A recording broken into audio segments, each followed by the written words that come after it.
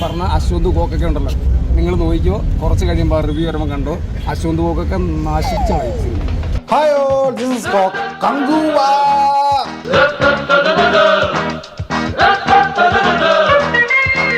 ചിരുത്തെ ശിവയുടെ കങ്കുവ.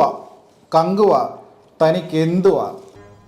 ഗോവിന്ദ, ഇപ്പോഴാണ് ശരിക്കും ഗോവിന്ദായത്. വല്ലാത്ത ചതിയായി.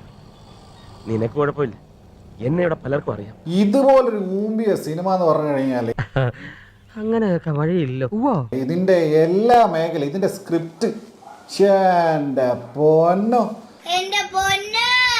ഏറ്റവും പരിതാപകരമായ അവസ്ഥ എന്ന് പറഞ്ഞു കഴിഞ്ഞാൽ സൂര്യ നടിപ്പിൻ നായകൻ എത്ര മോശം സിനിമയിൽ കഴിഞ്ഞാൽ അദ്ദേഹത്തിന്റെ അഭിനയം വല്ലാതെ മോശമാറില്ല. ആകെ അദ്ദേഹം മുക്കി എന്ന് പറയുന്നത് സിംഗം സീരീസിൽ മാത്രമാണ്.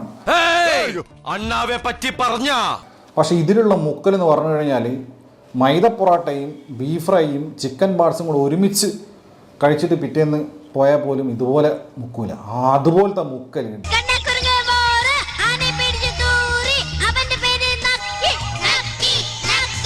അലർച്ച, വെറു അലർച്ച. ക്രാ ക്രാ ക്രാ ക്രാ.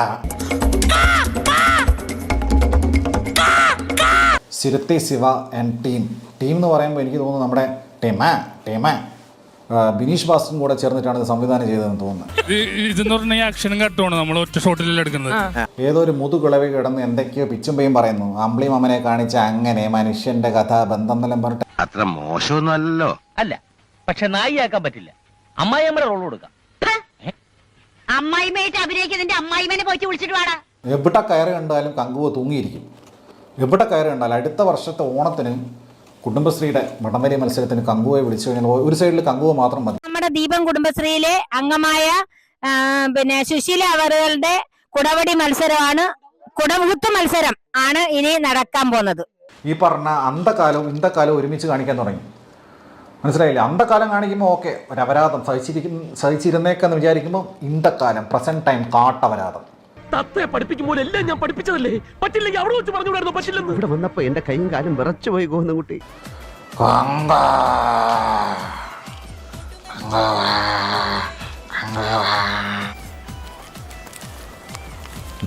നൈസായിട്ട് വെളുപ്പിച്ചിട്ടുണ്ട്. അമ്പരത്തുമ്പിയാകുന്നൊരു കാളി, ചന്ദ്രകളാഹരിയാകുന്ന കാളി, കറുകറുത്ത മുടിയടിച്ചിട്ടു